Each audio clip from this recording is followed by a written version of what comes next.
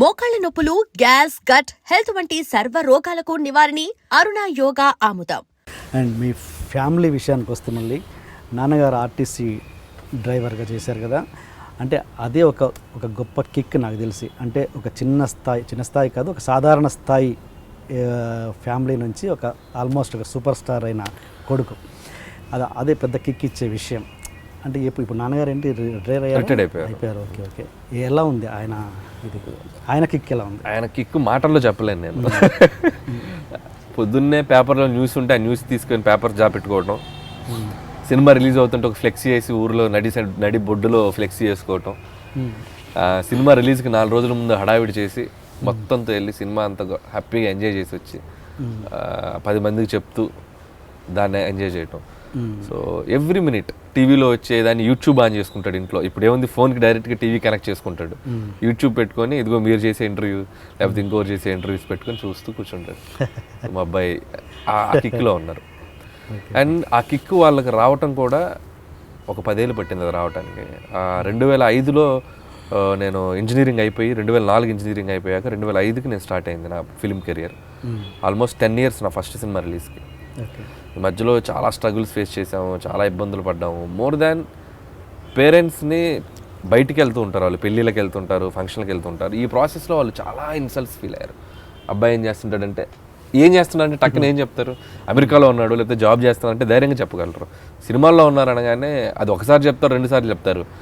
3 ఏళ్ళు, 4 ఏళ్ళు, 5 ఏళ్ళు, 6 ఏళ్ళు, 7 ఏళ్ళు, 8 ఏళ్ళు, 9 ఏళ్ళు, 10 ఏళ్ళు వాళ్ళ లైఫ్లో ఒక 10 ఏళ్ళు బయట మా అబ్బాయి ఇది అని చెప్పుకోలేని ఒక చాలా ఇది చేశారు, ఫేస్ చేశారు. నేను ఎప్పుడు చెప్తుండేవాడిని, ఒక రోజు వస్తుంది, వెయిట్ చేయండి. నన్ను ఎంతో నమ్మారు. నా నమ్మకానికి వాళ్ళ ఓర్పు ఉంటారంటారు కదా, అది బాగా హెల్ప్ అయింది. సో ఇప్పుడు 2015 జనవరి 23 నా లైఫ్ మారిన రోజు, పటాస్ రిలీజ్ అయిన రోజు.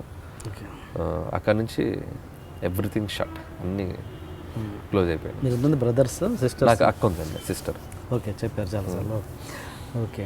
ఆయన నాన్నతో ఎప్పుడన్నా బస్సులో ప్రయాణం చేశారా? ఆయన డ్రైవ్ చేస్తుంటే చాలాసార్లు కూర్చొని ఎప్పుడన్నా పెయిన్ ఫీల్ అయ్యారా? చాలాసార్లు. అంటే బస్ డ్రైవింగ్ అనేది చాలా కష్టమైన జాబ్ ఫిజికల్గా. అంటే ఒక మార్నింగ్ 8 మొదలైతే ఈవినింగ్ 7-8 వరకు ట్రిప్స్ తిరుగుతూనే ఉంటారు వాళ్ళు. అందుట్లో మా నాన్నగారు తిరిగే రూట్ ఏంటంటే విలేజెస్ మీదకి వెళ్తూ ఉంటారు. రోడ్స్ ప్రాపర్గా ఉండవు. మనకి హైవే అనుకోండి, కొడితే మనకి జర్నీ తెలియదు, జప్న వెళ్ళిపోతాం. మా నాన్నగారు తిరిగే రోడ్డు విలేజెస్ మీద అవడంతో దాదాపు ఒక 15 నుంచి 20 సంవత్సరాలు ఆ రోడ్స్ మీద, గతుకుల రోడ్స్ మీద గేర్లు మారుస్తూ ఉండాలి, చేస్తూ ఉండాలి. అది చాలా టఫ్ జాబ్. అది వింటర్ ఓకే, మీకు ఎండాకాలం వస్తే మీకు ఆర్టీసీ బస్సు ఊహించుకోండి, అది ఇంజన్ పక్కన డ్రైవింగ్ సీట్ ఊహించుకోండి. అనిపిస్తుంది ఒక్కొక్కసారి మనకి లైఫ్ ఇవ్వడానికి వాళ్ళు పడే కష్టం ఎంత ఉంటుందో అనేది. అలాంటి గుర్తుంది కాబట్టే నేను ఇంకా ఆ పెయిన్ నాకు తెలుసు కాబట్టి ఒళ్ళు దగ్గర పెట్టుకొని పనిచేస్తున్నానేమో అని నా ఫీలింగ్. మా నాన్నగారి కష్టం నేను చూశాను కాబట్టి, ఆ కష్టం విలువ తెలుసు కాబట్టే ఒళ్ళు దగ్గర పెట్టుకొని పనిచేయాలి. ఎటువంటి యావిగేషన్స్, మీరు అన్నట్టు గాసిప్స్ మనకి this is the what I'm trying to say. నేను చెప్పాలనుకున్న బ్యాక్గ్రౌండ్ ఎగ్జాంపుల్ ఇది. సో ఆ కష్టం విలువ తెలుసు నాకు. సో వేషాలు ఇస్తే ఇక్కడ మనం ఎక్కువ కాలం ముందుకెళ్ళాలి. ఎప్పుడైనా ఇన్సిడెంట్ గుర్తుందా, మీరు బస్సులో డ్రైవ్ చేస్తున్నప్పుడు ఆయన డ్రైవ్ చేస్తుంటే ఆ పెయిన్ ఫీల్ అయిన సందర్భం? ఆయన బస్సులో ఎలా ఉంటాడంటే, ఆయన ఒక హీరో ఆయన బస్సుకి. సో ఆ కష్టం మనకు తెలియనివాడు. సేమ్ ఇప్పుడు మీరు అన్నారు కదా, నేను నవ్వుతూ మాట్లాడుతుంటానండి. మా నాన్న ఇంకా అంతకంటే జోవియల్గా ఉంటుంటాడు. జోవియల్గా ప్లస్ మా నాన్న బస్ డ్రైవర్గా ఉంటే హిట్లర్. మా నాన్నగారికి పేరు హిట్లర్ అని. చిరంజీవి గారు అమ్మాయిలతో అన్నయ్యలాగా తిరుగుతుంటారు కదా, కాలేజ్ అమ్మాయిలు ఎవరన్నా బస్సు ఎక్కితే సేఫ్, మా నాన్నగారు బస్సు ఎక్కితే సేఫ్. ఎవడు ఎక్స్ట్రాల్ చేయకూడదు. ఎవడన్నా అబ్బాయిలు పక్కన నుంచున్నా కూడా ఇక్కడ నుంచి వస్తుంటాడు మానిటర్లో, అద్దంలో బండి ఆపి దింపేస్తుంటాడు నిర్దాక్షిణ్యంగా.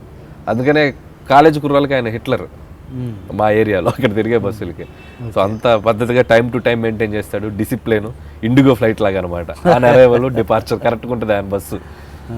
అలా ఆయన చేసే దాంట్లో ఆయన ఒక స్టార్ బస్ డ్రైవర్గా.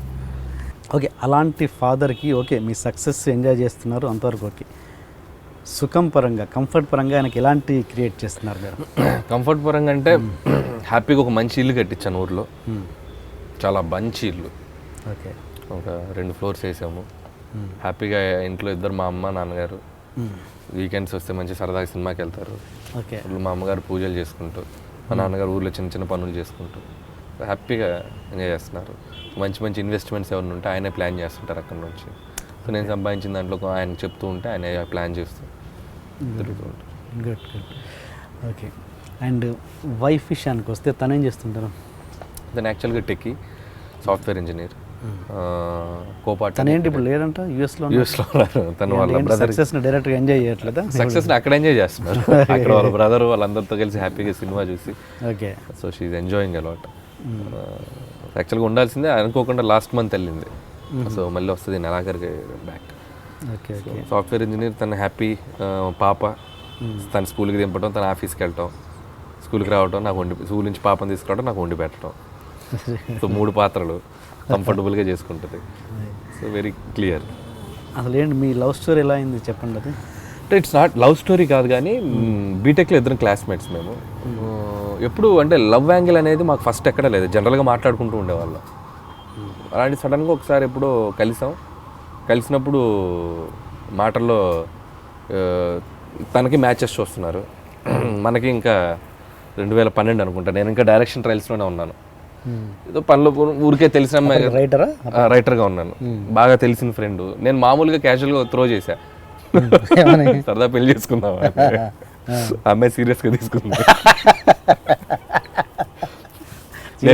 సీరియస్ బాధపడారా? Very happy.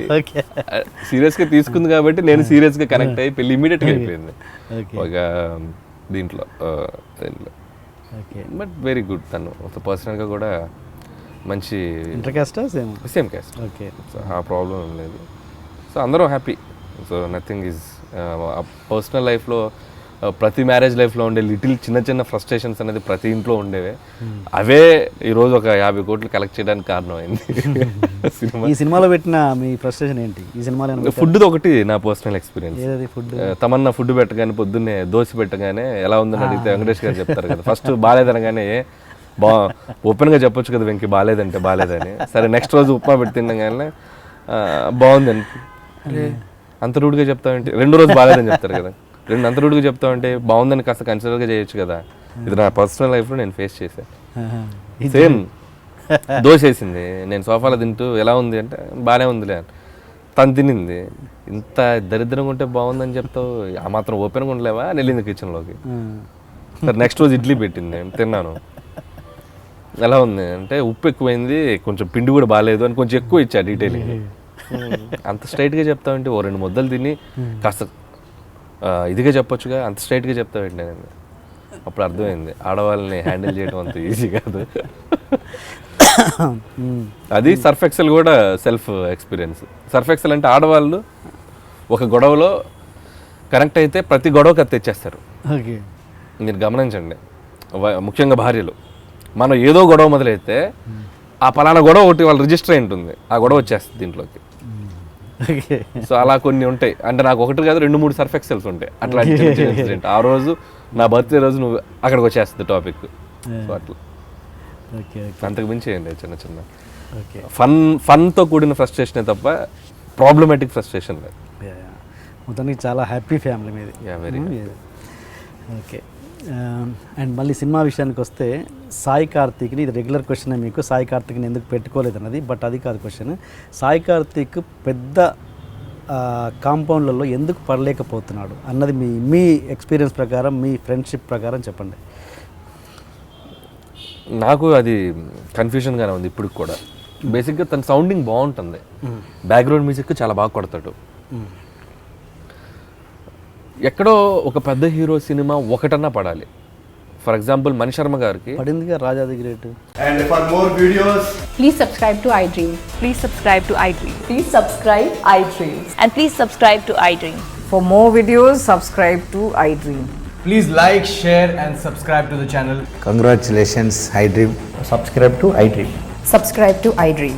So subscribe to iDream Media. iDream ki iDream team andarki huge congratulations. Please subscribe iDream Media. Please subscribe to iDream. Subscribe iDream. Please subscribe to iDream. I dream అంటే నా కళల ఛానల్ను subscribe చేసుకున్న నోరు తిరుగుతలేదు. మీరైతే గంట గుర్తు కొట్టండి. For more such videos, please subscribe to iDream. Subscribe to iDream. Please subscribe to iDream. Please subscribe iDream Media. Please do subscribe to iDream. Please subscribe to iDream Media. For best entertainment and information, please subscribe iDream. And don't forget to subscribe to iDream.